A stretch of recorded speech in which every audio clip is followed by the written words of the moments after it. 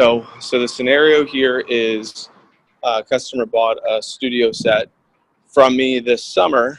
They saw my email or my Facebook post about Black Friday specials, and they said, "Hey, I'm interested. What would a deal be if I wanted to upgrade to the Homemaker Plus 8?" So that's a scenario. We're over the phone, so I want to make sure that I present in a way that makes them feel confident and comfortable, and just easy for them to say yes. So. Um, so first off, so Ms. Jones, I'm glad you reached out. You know, it seems like you've had your Cutco for a couple of months now. I'm assuming you're liking it because you're calling me, right? Yeah. What do you like most about it? What do you enjoy most about Cutco so far? Handles.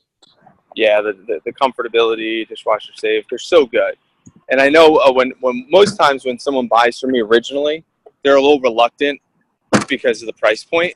I don't know if that was true for you, but what's interesting enough is even though it's expensive, like the day they buy it, my sister's bought from me probably, a dozen times at this point, and every time she buys from me, it's the exact same situation. Is I love Cutco, but man, these knives are so expensive. So if that happens again when I give you this price, just remember, okay, it's guaranteed forever. It's the best quality. You'll use it all the time, and you'll be done. Because what's nice about this decision, if you make this decision today, you're upgraded, and then you're good. You're good to go, and you'll upgrade to our most popular set. We sell about 30,000 of these Homemaker sets every year. So just to remind you what comes in the set. So you already have the 4 basic weekly tools. So you're going to get like the monthly and the weekly tools. So for example, you get a small and a large carving set. You're going to get a heavy duty knife, and then you're going to get a bread knife and a vegetable chopper. So you're going to get those extra tools. You're also going to get 8 of the table knives for the dinner table. You might remember cutting the leather. It's going to come in a larger block. It's going to come with a cutting board, and it's going to come with a knife sharpener. So it's going to complete your kitchen, and you'll have everything you need. So the full retail price, if you wanted to piece out this set piece by piece by piece over time, you're looking at $14.70, whatever that number is, $14.12. And I get that price from Cutco.com, full retail price. Now that's what it'd be if you piece by piece over time, but you already own $410 worth of Cutco, whatever the basic studio is. So if you wanted to move in that direction, it would end up being over right at $1,000. But due to this Black Friday special, I'm able to give you over 20% off of this upgrade, bringing your total all the way down to only, we'll call it $800. And then the amount you would put down today, Ms. Jones, do you have your pen ready for this? All you'd put down on a credit card today is a little fifth deposit. So the fifth deposit of $800 is like $170. So you put $170 on a credit card today. Right now it's November. So you get to try out this set essentially all the way through Thanksgiving. I'm going to give you 15 business days from the day you get it. So essentially a month. You put $170 down. Use and abuse your Cutco during Thanksgiving prep. Make sure you love the knives. Worst case scenario, send it back. You only have to pay for what you keep. The $170 is just a deposit. You pay for what you keep. You could keep all of it, none of it, or some of it. If you decide you don't want to keep any of it, you had easy cooking for Thanksgiving this year, and send the rest back. Best case scenario, you love it, and you're, man, even though it was expensive, it was worth the decision. Keep it. It's only $170, so it'd be $170 in December, January, February, and the last one's all the way in March. So like you free up all the you don't have to pay for it all before the holidays. You pay for it way after the Christmas holidays and all your gift giving. So it doesn't affect you at all. It's only out of the budget each week, you're looking at like $40, $45 a week out of the budget. $45 a week, and you're gonna upgrade and you're gonna complete your entire set forever. So worst case scenario, you try it out. Have easy cooking. Best case scenario, you love it. And it'll only be $170 on your credit card today. And it's going to save you over $200 by doing it now versus waiting till later and doing it over time. So, Ms. Jones, what do you think? Did you want to go ahead and put that through? Yeah, I'm sold. So let's debrief. I know David, you went already. You went first. How does it compare? What did you like? What are your observations? I'll keep recording for the debrief in this for this moment.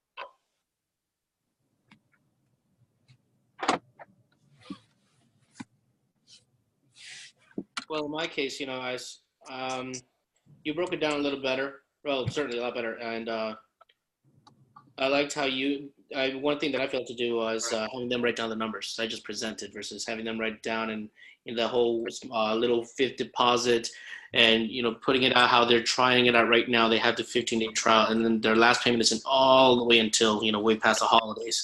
So those kind of, that little extra, simple. And I remember you sharing this before and, but that little extra really makes a big difference and impact as to how they could see and view their budget, especially around the holidays.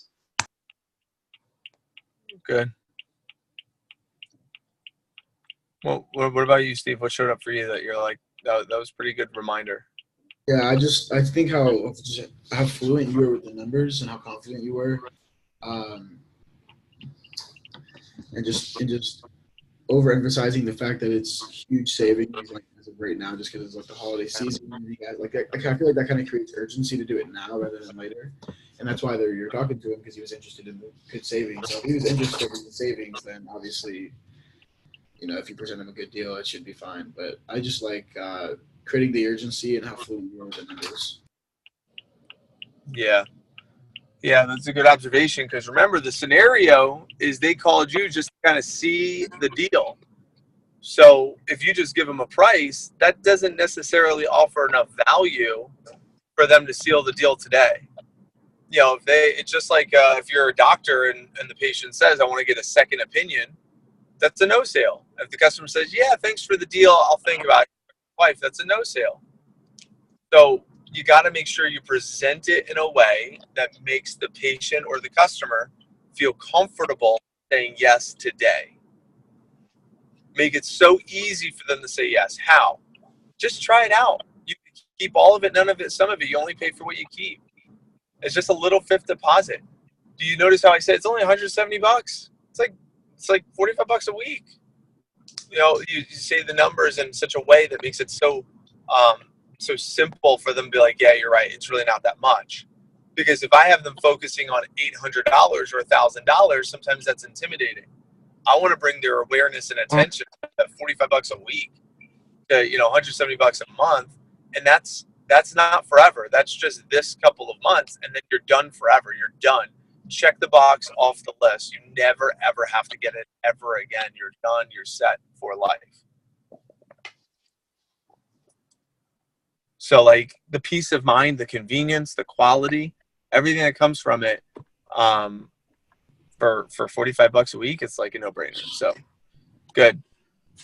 So I'll just keep it rolling while I kind of wind up some thoughts. So a couple of things that come to my mind right now is tonight, Thursday night, we're going into the final weekend before we leave for the factory and for Olean for the that are going to the trip, and the final weekend. So it's important to do a couple of things. Number one, make sure you keep track of all the customers you're doing appointments with, whether they buy or they don't buy, just so that way at the end of the push, when you call them back and say, hey, first at the end of every appointment, you say, hey, Ms. Jones, if I'm close to my goal at the end of this competition, would it be okay if I called you to order that item that you didn't get today? Whether it be a gift for yourself or someone else. If I'm close, would you be okay with that? And you do that at the end of every single appointment. And then on that Sunday, before the last day of the push, you call back every customer and say, hey, remember I told you about my competition? This like me giving my last shot type of thing. Did you want to go ahead and place an order for that cheese knife, extra tape knives, that fishing knife, whatever? So making sure you're staying organized with that. The next is making sure on your phone calls, when you're making phone calls today, just build a little report. Hey, how was Halloween yesterday? Get a bunch of trick-or-treaters. Did you see some cute costumes? You maybe make it into a joke. It's like, yeah, I tried to go trick and I got yelled at by my mom. And she's like, steal candy from the neighbors. Like make it cute, make it humorous or something. I don't know. Something there you could kind of use that to your advantage. And then I would also say, when you're booking up the appointments, Miss Jones, the reason why I need to sit down with you now is because if I don't come over now, you're going to eat all the candy and all your leftover Halloween candy, and I can't allow you to do that. You've got to invite me over so I can take some of that candy off your hands. Like something again cutesy, using that, like get them to want to meet you. Easy way to kind of leverage that, for phone calls, and then obviously creating a level of urgency. It's like, Miss Jones, this is my last weekend before for this big conference up in Niagara Falls, and I promised my manager that I would fit in 10 appointments this weekend to help our team hit our goals. And right now I'm only at 6 and I need 4 more. I normally wouldn't ask this, but is there any way you could squeeze me in this weekend on Saturday or Sunday? Which day is least busy for you? Saturday? I could do morning, afternoon, or evening. What time is better? What time of day is better? Maybe afternoon. I have a 12 or I have a 2. Which one works better? And you can kind of pare it down that way if needed. Well, obviously just always offer 2 options. So that way they could, you're always in control of the conversation. So yes or yes questions. Then do you want to do the appointment weekend? And did you want to do the appointment on Saturday or Sunday? He's busy. I'm not calling to ask you for an appointment. I'm calling to arrange the appointment with you this weekend and just trying to find time that could work with both of our schedules. So coming from a position of confidence, coming from a position of expectation, and from a position of humor. So those are a couple of things that come to my mind. And then make sure that you are updating your target list for those that are phone jamming tonight. Have your top 30 list ready to roll, and then have a backup 30 list as well. So you have a top 30 and then a backup 30. So if you don't get your goal hit with your top 30, then you have your backup 30. And what I mean by that is best 30 customers. Like, if you're only going to show Cutco to 30 for the rest of your life, which 30 people do you think would buy the most amount of Cutco from you? Who are the best prospects? You call them first, double tap. If they don't pick up, then you call your backup 30. But if you could get your appointments booked up with your best 30, that's what you want to do. So that's just the thought before you begin your jam tonight. And lastly, before you do your jam tonight, I would make sure I send text message heads up to my customers to the top 30 list, like letting them know, hey, I'm going to give you a call later tonight. I promised your friend, I promised my mom, I promised so-and-so I'd give you a call, but I didn't want to interrupt anything. I'll be making some calls tonight between 6 and 8, or 5 and 7. Okay, so I just want to give you a heads up. I'll reach out to you then. Thank you so much. I can't wait to introduce myself to you. Something like that. And then I would also, secret weapon would be, how many people could you ask to post something on Facebook before your jam tonight as well?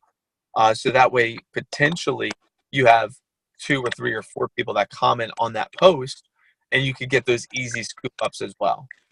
Hey, my son's friend Steven is in a big competition right now for Cutco, and he needed a few extra appointments this weekend. No need to buy. You can live anywhere in the country.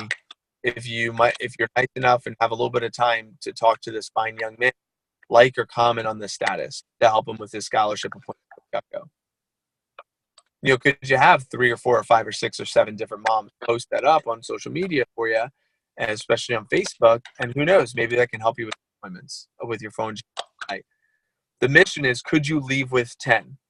Can you leave tonight with 10 appointments ahead of you, if not more? If you could get closer to 15 or more, that'd be great. But could you leave with 10 ahead of you by the time tonight's over? So between Friday, Saturday, Sunday, Monday, the next 4 days, could you have 10 set up for those 4 days leaving tonight? That would be the focus. Cool. So that's what I got for you guys today. I know you probably want to make phone calls to try to catch some people for morning phone time. I think it was Amanda yesterday or 2 days ago did morning phone time. She booked up 7 appointments. This was Tuesday. So Tuesday, she booked up 7 extra appointments on Tuesday. doing some calls after this workshop. So morning phone time is awesome, and I highly recommend that. So questions, comments, or feedback before I stop recording?